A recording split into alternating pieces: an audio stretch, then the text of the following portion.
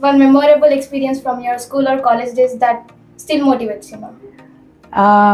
I was bullied in school, which is very bad. I felt very bad. But then, because I was bullied, then I took support of my mother. She was very brave. She still is very brave. She told me, నువ్వు ఎట్లుంటే అట్లుంటావు కాబట్టి ధైర్యంగా ఉండాలని. నన్ను ఎందుకు ఏడిపించారంటే నువ్వు చాలా నల్లగా ఉన్నావని ఏడిపించారు నా స్కూల్లో. అప్పుడు నేను చాలా బాధపడేదాన్ని.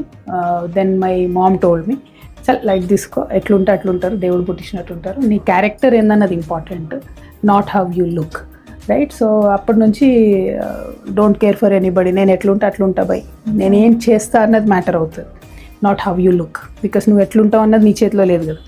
దేవుడు ఎట్లా పుట్టిస్తే, మీ పేరెంట్స్ ఎట్లుంటే, నీ జెనెటిక్స్ ఎట్లుంటే నువ్వు అట్లా పుడతావు. సో నువ్వు పొట్టిగున్నావా, చిట్టిగున్నావా, లావుగున్నావా, సన్నగున్నావా, నల్లగున్నావా, తెల్లగున్నావా, డోంట్ మ్యాటర్.